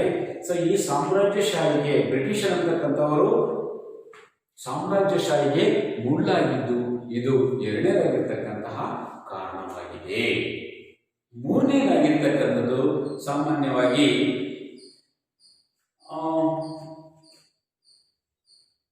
ಮರಾಠರು ಅಂತಕ್ಕಂಥವರು ಏನ್ ಮಾಡ್ತಾರೆ, ಮರಾಠರ ದಾಳಿಯಿಂದ ಹೈದರಾಲಿ ಅಂತ ತನ್ನ ಆರ್ಥಿಕವಾಗಿ, ರಾಜಕೀಯವಾಗಿ, ಆರ್ಥಿಕವಾಗಿ ನಷ್ಟವನ್ನ ಅನುಭವಿಸಿದ್ದು. ಮರಾಠರ ದಾಳಿಯಿಂದ ರಾಜಕೀಯವಾಗಿ, ಆರ್ಥಿಕ ನಷ್ಟ ಉಂಟಾಯಿತು. ಯಾರಿಗೆ? ಹೈದರಾಲಿ. ಆರ್ಥಿಕ ನಷ್ಟ ಉಂಟಾಗಿದ್ದು ಹೈದರಾಲಿಗೆ ಮರಾಠರು ದಾಳಿಯನ್ನು ಮಾಡುವುದರಿಂದ ರಾಜಕೀಯವಾಗಿ, ಆರ್ಥಿಕವಾಗಿ ನಷ್ಟವನ್ನು ಉಂಟು ಮಾಡಿ ಅನುಭವಿಸುವುದರಿಂದ ಹೈದರಾಲಿ ಅಂತಕ್ಕಂಥವನು ಏನ್ ಮಾಡ್ತಾನೆ, ಮರಾಠರನ್ನು ಮತ್ತು ನಿಜಾಮರನ್ನು ತನ್ನ ಕಡೆಗೆ ಸೆಳೆದುಕೊಂಡು ಯತ್ನಿಸಿದರು. ಈ ಪ್ರಯತ್ನ ಅಂತಕ್ಕಂಥದ್ದು ವಿಫಲವಾಗುತ್ತೆ. ಇವು ಯುದ್ಧಕ್ಕೆ ಆಗಿರ್ತಕ್ಕಂತಹ ಪ್ರಮುಖವಾಗಿರ್ತಕ್ಕಂತಹ ಕಾರಣಗಳು. ಅರ್ಥ ಆಯ್ತಂತ ನೋಡಿ. ಯುದ್ಧಕ್ಕೆ ಕಾರಣ ಏನಂತಕ್ಕಂಥದ್ದು, ಹೈದರಾಲಿಯ ಒಂದು ಪ್ರಾಬಲ್ಯ ಅಂತಕ್ಕಂಥದ್ದು ಮರಾಠರಿಗೂ, ನಿಜಾಮನಿಗೂ ಮತ್ತು ಬ್ರಿಟಿಷರಿಗೆ ಏನಾಯಿತು, ಅಸಹನೆ ಮೂಡಿಸಿದ್ದು. ಎರಡನೇದಾಗಿರ್ತಕ್ಕಂಥದ್ದು ಬ್ರಿಟಿಷರ ಒಂದು ಸಾಮ್ರಾಜ್ಯ ಧೋರಣೆಗೆ ಮುಳ್ಳಾಗಿರ್ತಕ್ಕಂಥದ್ದು. ಮೂರನೇದಾಗಿರ್ತಕ್ಕಂಥದ್ದು ಮರಾಠರ ದಾಳಿಯಿಂದ ಯಾರಿಗೆ ನಷ್ಟ ಉಂಟಾಗುತ್ತೆ, ಮರಾಠರ ದಾಳಿಯಿಂದ ಹೈದರಾಲಿಗೆ ರಾಜಕೀಯವಾಗಿ ಮತ್ತು ಆರ್ಥಿಕ ನಷ್ಟ ಉಂಟಾಗಿದೆ. ಯುದ್ಧದ ಕಾರಣಗಳು ಆಗಿದ್ದು. ಅಷ್ಟೇ ಅಲ್ಲದೆ ಮರಾಠರನ್ನು ಮತ್ತು ಹೈದರಾಬಾದನ್ನು ತನ್ನ ಕಡೆಗೆ ಸೆಳೆದುಕೊಳ್ಳಲು ಹೈದರಾಲಿ ಅಂತಕ್ಕಂಥ ಪ್ರಯತ್ನ ಮಾಡ್ತಾನೆ. ಆದರೆ ಆ ಪ್ರಯತ್ನ ಅಂತಕ್ಕಂಥದ್ದು ಏನಾಗುತ್ತೆ, ವಿಫಲವಾಗುತ್ತೆ. ಇದರಿಂದ ಏನಾಗುತ್ತಪ್ಪ ಅಂತಂದ್ರೆ ಅವನು ಆರ್ಥಿಕವಾಗಿ ತುಂಬಾ ಕುಸಿತಾನೆ. ಇದು ಈ ಎಲ್ಲ ಕಾರಣಗಳು ಮೊದಲ ಆಂಗ್ಲೋ ಮಹಾಯುದ್ಧಕ್ಕೆ ಕಾರಣ ಆಗುತ್ತೆ. ಈಗ ಎರಡನೇ ಅಂಶವಾಗಿರ್ತಕ್ಕಂಥದ್ದು ಯುದ್ಧದ ಬೆಳವಣಿಗೆ ಅಂತಕ್ಕಂಥದ್ದು. ಯುದ್ಧದ ಬೆಳವಣಿಗೆ. ಯುದ್ಧದ ಬೆಳವಣಿಗೆಯಲ್ಲಿ ಪ್ರಮುಖವಾಗಿರ್ತಕ್ಕಂತಹ ಒಂದು ಅಂಶ ಏನಂತಂದ್ರೆ, ಹೈದರಾಲಿಯಿಂದ ಬ್ರಿಟಿಷರು ಅಂತಕ್ಕಂಥವರು ಮರಾಠರನ್ನ ಮತ್ತು ನಿಜಾಮರನ್ನ ಒಪ್ಪಂದ ಮಾಡಿಕೊಂಡು ಒಂದು ತ್ರಿಕೂಟ ಸದಸ್ಯವನ್ನ ಮಾಡ್ತಾರೆ. ಯಾರ್ಯಾರು? ಬ್ರಿಟಿಷರು, ಮರಾಠರು ಮತ್ತು ನಿಜಾಮರು ಅಂತಕ್ಕಂಥವರು ಒಂದು ತ್ರಿಕೂಟ ರಚನೆಯನ್ನ ಮಾಡ್ಕೊಳ್ತಾರೆ. ತ್ರಿಕೂಟವನ್ನ ರಚನೆ ಮಾಡ್ತಾರೆ. ಇದನ್ನ ಮಾಡಿಕೊಂಡಂತಹ ಸಂದರ್ಭದಲ್ಲಿ ಹೈದರಾಲಿಯು ತನ್ನ ಚಾಣಾಕ್ಷ ನೀತಿಯಿಂದ, ರಾಜಕೀಯವಾಗಿ ಒಂದು ತಂತ್ರದಿಂದ ಪ್ರಯೋಗಿಸುವ ಮೂಲಕ ತನ್ನ ವಿರುದ್ಧ ರಚನೆಯಾಗಿರ್ತಕ್ಕಂಥ ತ್ರಿಕೂಟ ರಚನೆಯನ್ನು ಏನ್ ಮಾಡ್ತಾನೆ ಅಂದ್ರೆ, ಮರಾಠರನ್ನು ಮತ್ತು ನಿಜಾಮರನ್ನು ಹೈದರಾಲಿಯು ಸಹ ತನ್ನ ಕಡೆಗೆ ಸೆಳೆದುಕೊಳ್ಳುವ ಮೂಲಕ ಅವರನ್ನೊಳಗೆ ಒಪ್ಪಂದ ಮಾಡಿಕೊಳ್ಳುವುದಕ್ಕ ಈ ಒಂದು ಹೈದರಾಲಿಯ ಜೊತೆಗೆ ಸೇರಿಕೊಳ್ಳುವುದರಲ್ಲಿ ಪ್ರಮುಖವಾಗಿರ್ತಕ್ಕಂಥ ಪಾತ್ರವನ್ನ ಮರಾಠರು ಮತ್ತು ನಿಜಾಮರು ಮಾಡ್ತಾರೆ. ಅರ್ಥ ಆಯ್ತಾ? ಮೊನ್ನೆದಾಗಿರ್ತಕ್ಕಂಥದ್ದು ಹೈದರಾಲಿಯ ವಿರುದ್ಧ ಹೋರಾಟ ಮಾಡುವುದಕ್ಕೆ ತ್ರಿಕೂಟ ಸೈನ್ಯವನ್ನ ಬ್ರಿಟಿಷರು ಮಾಡ್ತಾರೆ. ಯಾರ್ಯಾರು ಸೇರಿಕೊಳ್ತಾರೆ? ಬ್ರಿಟಿಷರು, ಮರಾಠರು ಮತ್ತು ನಿಜಾಮರು. ಆದರೆ ಹೈದರಾಲಿಯು ಅಂತಕ್ಕಂಥವನು ತನ್ನ ಚಾಣಾಕ್ಷ ನೀತಿಯಿಂದ, ರಾಜಕೀಯ ಒಂದು ಆಗಿರ್ತಕ್ಕಂತಹ ಬುದ್ಧಿವಂತಿಕೆಯಿಂದ ಮತ್ತು ತನ್ನ ತಂತ್ರಗಳಿಂದ, ಯುದ್ಧದ ತಂತ್ರಗಳಿಂದ ಏನ್ ಮಾಡ್ತಾನೆ, ಬ್ರಿಟಿಷರಿಂದ ಮರಾಠರನ್ನ ನಿಜಾಮರನ್ನು ತನ್ನ ಕಡೆಗೆ ಸೆಳೆದುಕೊಳ್ಳುವ ಮೂಲಕ ಬ್ರಿಟಿಷರ ವಿರುದ್ಧ ಎತ್ತು ಕಟ್ಟುವುದರಲ್ಲಿ ಯಶಸ್ವಿಯನ್ನ ಪಡಿತಾರೆ. ಯಾರು? ಹೈದರಾಲಿ. ಈಗಾಗಲೇ ಹೈದರಾಲಿ ಕಡೆಗೆ ಯಾರ್ಯಾರು? ಮರಾಠರು ಮತ್ತು ನಿಜಾಮರು. ಒಟ್ಟಾಗಿ ಇವರು ಒಂದು ತ್ರಿಕೂಟವನ್ನು ರಚಿಸಿಕೊಳ್ಳುವುದರ ಮೂಲಕ ಏನ್ ಮಾಡ್ತಾನೆ, ಬ್ರಿಟಿಷರು ಒಂದು ಕಡೆ ಆದ್ರೆ ಮರಾಠರು, ನಿಜಾಮ ಮತ್ತು ಹೈದರಾಲಿ ಅಂತಕ್ಕಂಥವರು ಒಂದು ಒಕ್ಕೂಟವಾಗ್ತಾರೆ. ಬ್ರಿಟಿಷರು ಒಂದು ಒಕ್ಕೂಟ ಆದ್ರೆ ಹೈದರಾಲಿ, ನಿಜಾಮರು ಮತ್ತು ಮರಾಠರು ಅಂತಕ್ಕಂಥ ಒಕ್ಕೂಟವನ್ನ ನಡೀತಾರೆ. ಈ ಒಂದು ಸಮಯದಲ್ಲಿ ಆರ್ಕಾಟಿನಲ್ಲಿ ರಾಜಕೀಯವಾಗಿರ್ತಕ್ಕಂತಹ ಸಮಸ್ಯೆಗಳು ಕಂಡು ಬರ್ತವೆ. ಇಂತಹ ಒಂದು ಸಂದರ್ಭದಲ್ಲಿ 1765ರಲ್ಲಿ ಹೈದರಾಲಿಯು ಮತ್ತು ನಿಜಾಮ ಬ್ರಿಟಿಷರ ಆಶ್ರಿತ ದೇಶೀಯ ರಾಜ್ಯವಾಗಿದ್ದ ಆರ್ಕಾಟಿನ ಮುತ್ತಿಗೆಯನ್ನ ಹಾಕಿದರು. ನೋಡಿ, ಇಂತಹ ಒಂದು ಸನ್ನಿವೇಶದಲ್ಲಿ ಯುದ್ಧಕ್ಕೆ ಒಂದು ಬೆಳವಣಿಗೆ ಯಾವ ರೀತಿ ಆಗುತ್ತಂದ್ರೆ 1767ರಲ್ಲಿ ಆರ್ಕಾಟಿನಲ್ಲಿ ರಾಜಕೀಯವಾಗಿರ್ತಕ್ಕಂಥ ಸಮಸ್ಯೆ ಅಂತಕ್ಕಂಥ ಉಲ್ಬಣ ಆದ ಸಂದರ್ಭದಲ್ಲಿ ಹೈದರಾಲಿ ಮತ್ತು ಮರಾಠರು ಅಂತಕ್ಕಂಥವರು ಬ್ರಿಟಿಷರ ಒಂದು ಆಶ್ರಿತ ಪ್ರದೇಶವಾಗಿರ್ತಕ್ಕಂಥ ಆರ್ಕಾಟಿನ ಮೇಲೆ ದಾಳಿಯನ್ನ ಮಾಡ್ತಾರೆ. ಯಾರ್ಯಾರು? ಮರಾಠರು ಮತ್ತು ಹೈದರಾಲಿ ಅಂತಕ್ಕಂಥವರು. ನಿಜಾಮ, ಹೈದರಾಲಿ, ನಿಜಾಮ ಮತ್ತು ಮುತ್ತಿಗೆಯನ್ನು ಹಾಕಿದ್ದಾರೆ. ಈ ಯುದ್ಧ ಅಂತಕ್ಕಂಥ ಪ್ರಾರಂಭವಾಗಿ ತಿರುಚನಾಪಳ್ಳಿ, ತಿರುವಣ್ಣಾಮಲೈ ಮತ್ತು ಅಂಬೂರು ಅಂತಕ್ಕಂಥ ಮೊದಲಾದ ಸ್ಥಳಗಳಲ್ಲಿ ಕದನಗಳಂತಕ್ಕಂಥವು ಸಂಭವಿಸಿದವು.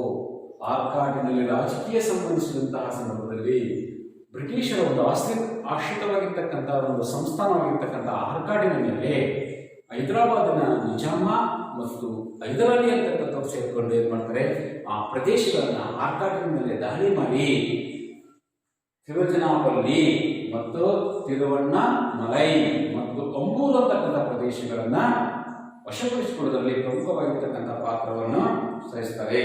ಈ ಸಂದರ್ಭದಲ್ಲಿ ಹೈದರಾಲಿ ಮಿಂಚಿನ ಕಾರ್ಯಾಚರಣೆಗಳನ್ನು ನಡೆಸುವುದರ ಮೂಲಕ ಬ್ರಿಟಿಷ್ ಸೈನ್ಯ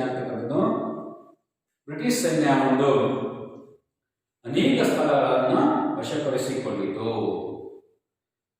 ನೈದರಲ್ಲಿ ತಾತ್ಕಾಲಿಕವಾಗಿರ್ತಕ್ಕಂಥ ಇಂತಹ ಒಂದು ಸಂದರ್ಭದಲ್ಲಿ ಯಾವಾಗ ಅಂಬೂರು, ತಿರುವಣ್ಣಾಮಲೈ ಮತ್ತು ತಿರುಚನಾಪಳ್ಳಿಯ ಮೇಲೆ ದಾಳಿಯನ್ನು ಮಾಡಿದಂತಹ ಸಂದರ್ಭದಲ್ಲಿ ಬ್ರಿಟಿಷರ ಸೈನ್ಯ ಅಂತಕ್ಕಂಥದ್ದು ದಾಳಿಯನ್ನ ಮಾಡುತ್ತೆ.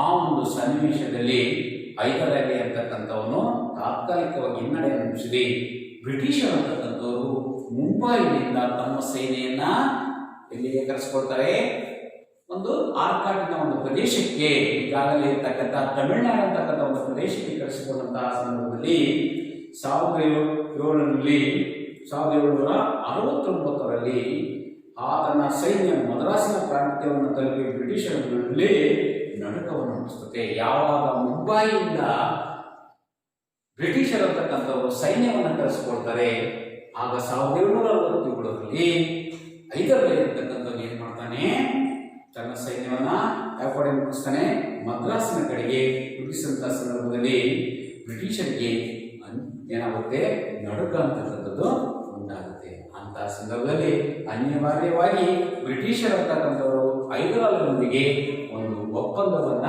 ಮಾಡಿಕೊಳ್ತಾರೆ. ಅದನ್ನೇ ಮದ್ರಾಸ್ ಒಪ್ಪಂದ, 1769ರಲ್ಲಿ ಆಗಿರ್ತಕ್ಕಂತಹ ಮದ್ರಾಸ್ ಒಪ್ಪಂದ ಅಂತಕ್ಕಂಥದ್ದು ನೋಡ್ತೀವಿ. ಹೀಗೆ ಮದ್ರಾಸ್ ಒಪ್ಪಂದಕ್ಕೆ ಹೈದರಾಲಿ ಮತ್ತು ಬ್ರಿಟಿಷರು ಸಹಿ ಹಾಕುವುದರ ಮೂಲಕ ಈ ಒಂದು ಮೊದಲನೇ ಆಂಗ್ಲೋ ಮೈಸೂರು ಯುದ್ಧ ಅಂತಕ್ಕಂಥದ್ದು ಕೊನೆಗೊಳ್ಳುತ್ತೆ. ಅರ್ಥ ಆಯ್ತಾನಪ್ಪ? ನೋಡಿಲಿ, ಯಾವಾಗ 1767ರಲ್ಲಿ ಆರ್ಕಾಟಿನಲ್ಲಿ ರಾಜಕೀಯವಾಗಿರ್ತಕ್ಕಂತಹ ಸಮಸ್ಯೆಗಳಂತಕ್ಕಂಥವು ಉಲ್ಬಣಗೊಂಡಂತಹ ಸಂದರ್ಭದಲ್ಲಿ ಮರಾಠರು ಹೈದರಾಬಾದಿನ ನಿಜಾಮ ಮತ್ತು ಹೈದರಾಲಿ ಅಂತಕ್ಕಂಥವನು ಆರ್ಕಾಟಿನ ಪ್ರದೇಶಗಳ ಮೇಲೆ ದಾಳಿ ಮಾಡಿ ತಿರುವಣ್ಣಾಮಲೈ, ತಿರುಚನಾಪಳ್ಳಿ ಮತ್ತು ಅಂಬೂರು ಅಂತಕ್ಕಂತಹ ಪ್ರದೇಶಗಳನ್ನು ಯಾವಾಗ ವಶಪಡಿಸಿಕೊಂಡ್ರೋ ಬ್ರಿಟಿಷರಲ್ಲಿ ನಡುಕ ಉಂಟಾಯಿತು. ಆ ನಂತರದಲ್ಲಿ ಬ್ರಿಟಿಷರು ತಮ್ಮ ಸೈನ್ಯವನ್ನ ಕರೆಸಿಕೊಂಡು ಮದ್ರಾಸಿನ ಸೈನ್ಯವನ್ನ ಯಾವಾಗ ಕರೆಸಿಕೊಂಡ್ರು, ಇದರಿಂದ ಹೈದರಾಲಿಗೆ ಹಿನ್ನಡೆ ಉಂಟಾಯಿತೆ. ಹಾಗೂ ಯಾವಾಗ ಹೈದರಾಲಿ ಅಂತಕ್ಕಂಥವನು ಏನ್ ಮಾಡ್ತಾನೆ, ತನ್ನ ಪ್ರತಿಷ್ಠೆಯ ಸಂಕೇತವನ್ನು ತಿಳಿದ್ಬಿಟ್ಟು ಮದ್ರಾಸನ್ನು ತಲುಪಿದಂತಹ ಸಂದರ್ಭದಲ್ಲಿ ಬ್ರಿಟಿಷರು ಅಂತಕ್ಕಂಥವರು ಅನಿವಾರ್ಯವಾಗಿ ಐರ್ಲೆಂಡ್ನೊಂದಿಗೆ ಸೈನಿಕ ಒಪ್ಪಂದ ಮತ್ತು ಕಾರ್ಯಾಚರಣೆಯನ್ನು ಸ್ಥಗಿತಗೊಳಿಸುವುದರ ಮೂಲಕ ಒಪ್ಪಂದವನ್ನು ಮಾಡಿಕೊಳ್ತಾರೆ 1769ರಲ್ಲಿ. ಇದನ್ನೇ ಏನಂತ ಕರಿತೀವಿ? ಆಂಗ್ಲೋ ಮೈಸೂರು, ಮೊದಲ ಆಂಗ್ಲೋ ಮೈಸೂರು ಯುದ್ಧ ಮದ್ರಾಸ್ ಒಪ್ಪಂದದೊಂದಿಗೆ ಕೊನೆಗೊಳ್ಳುತ್ತೆ. ಅರ್ಥ ಆಯ್ತಾ ಮಕ್ಕಳ? ನೆಕ್ಸ್ಟ್ ಎರಡನೇ ಆಂಗ್ಲೋ ಮೈಸೂರು ಯುದ್ಧ ಅಂತಕ್ಕಂಥದ್ದು.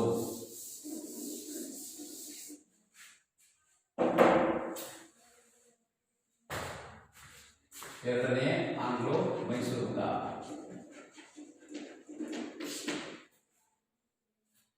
ಈ ಎರಡನೇ ಆಂಗ್ಲೋ ಮೈಸೂರು ಯುದ್ಧ ಅಂತಕ್ಕಂಥದ್ದು ಯಾವಾಗ ಆಗುತ್ತೆ ಅಂತಕ್ಕಂಥ ನೋಡಿದಾಗ 1780ರಿಂದ 84 4 ವರ್ಷಗಳ ಕಾಲ ಆಂಗ್ಲೋ ಮೈಸೂರು ಯುದ್ಧ ಅಂತಕ್ಕಂಥದ್ದು ಆಗುತ್ತೆ. ಈಗ ಮೊದಲನೇದಾಗಿರ್ತಕ್ಕಂಥದ್ದು ಯುದ್ಧಕ್ಕೆ ಕಾರಣಗಳು.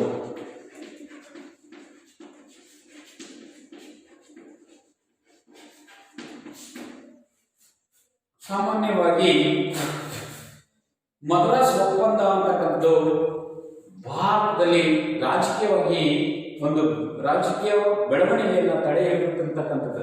ಈ ಮದ್ರಾಸ್ ಒಪ್ಪಂದ ಅಂತಕ್ಕಂಥದ್ದು ಏನ್ ಮಾಡುತ್ತೆ? ಯಾರೇ ದೇಶೀಯ ರಾಜರು ಅಂತಕ್ಕಂಥವರು ಹೈದರ್ ಅಲಿಯ ಮೇಲೆ ದಾಳಿ ಮಾಡಿದರೆ ಆ ಒಂದು ಒಪ್ಪಂದದ ಪ್ರಕಾರ, ಮದ್ರಾಸ್ ಒಪ್ಪಂದದ ಪ್ರಕಾರ ಆ ದಾಳಿಯನ್ನು ಮಾಡಿದಾಗ ಹೈದರ್ ಅಲಿಗೆ ಬ್ರಿಟಿಷ್ ಅಂತಕ್ಕಂಥವರು ಸೈನಿಕವಾಗಿ ಅಥವಾ ರಾಜಕೀಯವಾಗಿ ಸಹಾಯವನ್ನು ಮಾಡ್ತೀವಿ ಅಂತಕ್ಕಂತಹ ಒಂದು ಮದ್ರಾಸ್ ಒಪ್ಪಂದದಲ್ಲಿ ತಿಳಿಸಲಾಗಿತ್ತು. ಆದರೆ ಬ್ರಿಟಿಷರ್ ಅಂತಕ್ಕಂಥವರು ಏನ್ ಮಾಡ್ತಾರೆ? ಯಾವುದೇ ರೀತಿಯಾಗಿರ್ತಕ್ಕಂತಹ ಸೈನ್ಯವನ್ನು ಸಹಾಯ ಮಾಡುವುದಿಲ್ಲ ಅಂತಕ್ಕಂಥದ್ದು ಈಗ ನೋಡೋಣ. ಮೊದಲನೇದಾಗಿರ್ತಕ್ಕಂಥದ್ದು ಯುದ್ಧಕ್ಕೆ ಕಾರಣಗಳಲ್ಲಿ ಮದ್ರಾಸ್ ಒಪ್ಪಂದದ ಷರತ್ತುಗಳನ್ನ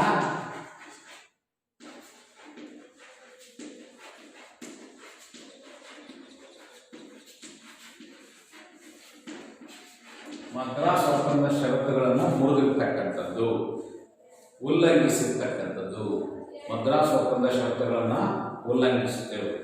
ಈ ವೇಳೆಗಾಗಲೇ ಮರಾಠರ ಮಾಧವರಾಯ ಅಂತಕ್ಕಂಥ ನೇತೃತ್ವದಲ್ಲಿ ಸೈನ್ಯವನ್ನ ಮುನ್ನಡೆಸಿ ಶ್ರೀರಂಗಪಟ್ಟಣ ಕಡೆಗೆ ನುಗ್ಗಿದಾಗ ಹೈದರ್ ಅಲಿ ಬ್ರಿಟಿಷರ ಸಹಾಯವನ್ನ ಅಪೇಕ್ಷಿಸುತ್ತಾನೆ. ಫಸ್ಟ್ನೇದಾಗಿರ್ತಕ್ಕಂಥದ್ದು ಮದ್ರಾಸ್ ಒಪ್ಪಂದ ಷರತ್ತುಗಳನ್ನು ಉಲ್ಲಂಘಿಸಿದ್ದು.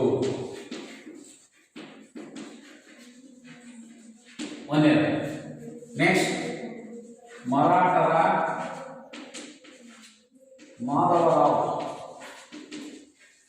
ಮಾಧವರಾಯ ಅಂತಕ್ಕಂಥವನು ಶ್ರೀರಂಗಪಟ್ಟಣದ ಮೇಲೆ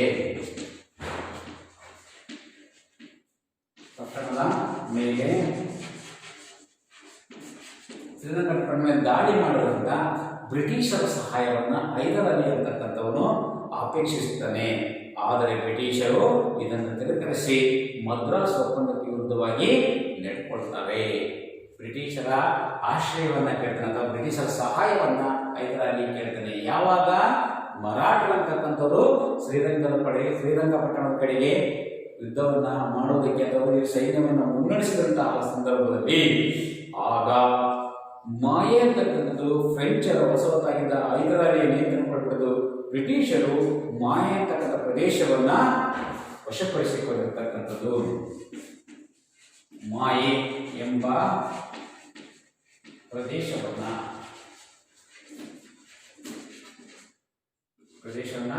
ಬ್ರಿಟಿಷರು ವಶಪಡಿಸಿಕೊಂಡಿದ್ದರಿಂದ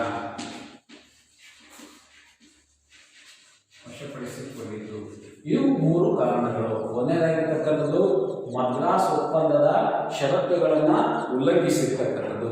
ಎರಡನೇದಾಗಿರ್ತಕ್ಕಂಥದ್ದು ಮರಾಠರ ಮಾಧವರಾಯ ಅಂತಕ್ಕಂಥದ್ದು ಶ್ರೀರಂಗಪಟ್ಟಣಕ್ಕೆ ಸೈನ್ಯವನ್ನು ನುಗ್ಗಿಸಿದಂಥ ಸಂದರ್ಭದಲ್ಲಿ ಬ್ರಿಟಿಷರ ಸಹಾಯವನ್ನ ಯಾರು ಕೇಳ್ತಾರೆ? ಹೈದರ್ ಅಲಿ ಕೇಳ್ತಾನೆ. ಆದರೆ ಬ್ರಿಟಿಷರು ಅಂತಕ್ಕಂಥವರು ಸಹಾಯ ಮಾಡಲು ನಿರಾಕರಿಸ್ತಾರೆ. ಅಷ್ಟೇ ಅಲ್ಲದೆ ಮೂರನೇದಾಗಿರ್ತಕ್ಕಂಥದ್ದು ಫ್ರೆಂಚರ ವಸಾಹತಾಗಿರ್ತಕ್ಕಂಥ ಮಾಯೆ ಎಂಬ ಪ್ರದೇಶವು ಹೈದರ್ ಅಲಿಯ ವಶದಲ್ಲಿತ್ತು. ಈ ಪ್ರದೇಶವನ್ನ ಬ್ರಿಟಿಷರು ಅಂತಕ್ಕಂಥವರು ವಶಪಡಿಸಿಕೊಂಡಂತ ಸಂದರ್ಭದಲ್ಲಿ ಎರಡನೇ ಆಂಗ್ಲೋ ಮೈಸೂರು ಯುದ್ಧಕ್ಕೆ ಕಾರಣ ಆಗುತ್ತೆ. ಅರ್ಥ ಆಯ್ತಾ? ಈಗ ನೆಕ್ಸ್ಟ್ ಯುದ್ಧದ ಮುನ್ನಡೆಯನ್ನ ನೋಡೋಣ. 1780ರಲ್ಲಿ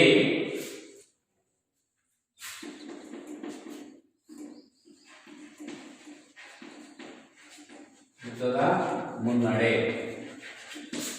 1780ರಲ್ಲಿ ಯುದ್ಧ ಅಂತಕ್ಕಂಥ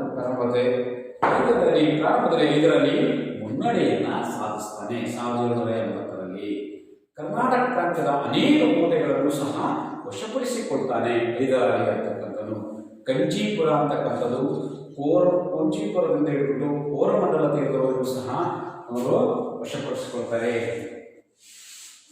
ಸಾಮಾನ್ಯವಾಗಿ ಭಾರತದಲ್ಲಿ ಹೈದರಾಲಿ ಅಂತಕ್ಕಂಥವನು ನೋಡಿ ದಕ್ಷಿಣ ಭಾಗದಲ್ಲಿರ್ತಕ್ಕಂತಹ ಕಂಚಿ ಅಂತಕ್ಕಂಥ ಒಂದು ಪ್ರದೇಶವನ್ನ, ಈಗಿನ ತಮಿಳುನಾಡಿನಲ್ಲಿರ್ತಕ್ಕಂಥ ಕಂಚಿ ಪ್ರದೇಶವನ್ನು ವಶಪಡಿಸಿಕೊಂಡು ಕರ್ನಾಟಕದ ಅನೇಕ ಪ್ರಾಂತ್ಯದ ಕೋಟೆಗಳನ್ನು ವಶಪಡಿಸಿಕೊಳ್ತಾನೆ. ಕೋರಮಂಡಲ ತೀರದವರೆಗೂ ತನ್ನ ಸೈನ್ಯವನ್ನ ನುಗ್ಗಿಸ್ತಾನೆ.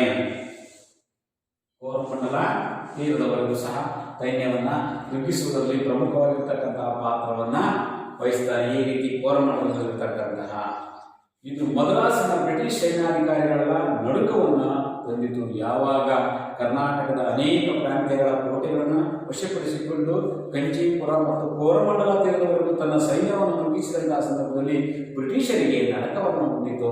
ಹೈದರಾಲಿ ಅಂತಕ್ಕಂಥ ಆರ್ಕಾಟ್ಗೆ ಮುತ್ತಿಗೆಯಾಗಿ ಅದನ್ನು ವಶಪಡಿಸಿಕೊಂಡನು. ಆರ್ಕಾಟ್ ಅಂತಕ್ಕಂಥ ಒಂದು ಪ್ರದೇಶ, ತಮಿಳುನಾಡಿನಲ್ಲಿರ್ತಕ್ಕಂತಹ ಒಂದು ಆರ್ಕಾಟ್. ಈ ಆರ್ಕಾಟ್ ಅಂತಕ್ಕಂಥ ಒಂದು ಪ್ರದೇಶವನ್ನು ಯಾವಾಗ ವಶಪಡಿಸಿಕೊಂಡನೋ ಬ್ರಿಟಿಷರ ಒಂದು ಸೇನಾನಿಯಾಗಿರ್ತಕ್ಕಂತಹ ನೇತೃತ್ವದಲ್ಲಿ ಸರ್ ಐರ್ಕೋಟ್ ಅಂತಕ್ಕಂಥವನು ಸರ್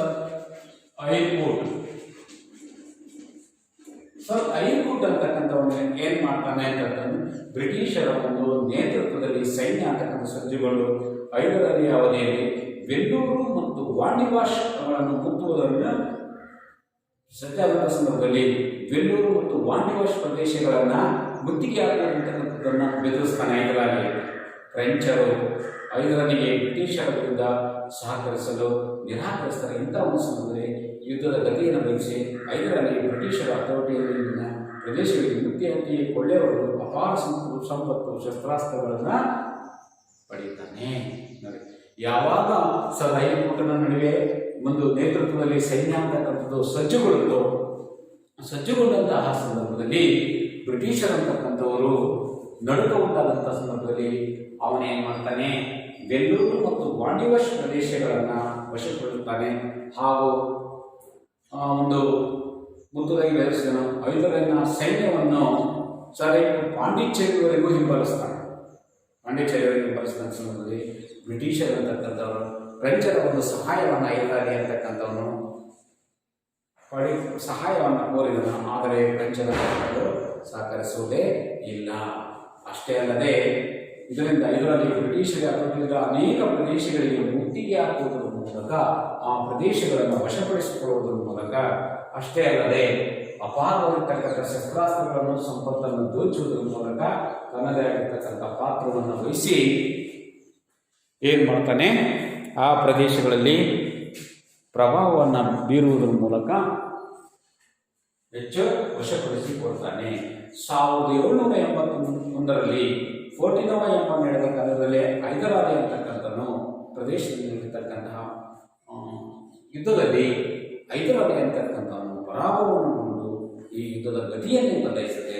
ಆಗ ಬ್ರಿಟಿಷರಲ್ಲಿ ಆತ್ಮಸ್ಥೈರ್ಯ ಅಂತಕ್ಕಂಥದ್ದು ಹುಟ್ಟಿ ಹೈದರಾಲಿಯನ್ನು ಸೋಲಿಸುವಂತಕ್ಕಂಥ ಒಂದು ಪ್ರಾಬಲ್ಯ ಅಂತಕ್ಕಂಥದ್ದು ಬೆಳೀತದೆ. ತರುವಾಯ ಹುಲಿಕಾಟ್ ಮತ್ತು ಸೋಲಿಗರ ಕದನಗಳಲ್ಲಿ ಆರ್ಥಿಕ ಅಂತಕ್ಕಂಥ ಹಾನಿಯನ್ನು ಈ ವೇಳೆಗಾಗಲೇ ಬ್ರಿಟಿಷರಂತಕ್ಕಂಥವರು ಮರಾಠರೊಂದಿಗೆ ಸಾಲ್ವಾಯಿ ಒಪ್ಪಂದವನ್ನು ಮಾಡಿಕೊಂಡಂಥ ಸಂದರ್ಭದಲ್ಲಿ 1782ರಲ್ಲಿ ಹೈದರಾಲಿ ಅಂತಕ್ಕಂಥವನು ಬೆನ್ನು ಹುಣ್ಣಿನಿಂದ ಮರಣವನ್ನು ಹೊಂದುತ್ತಾನೆ.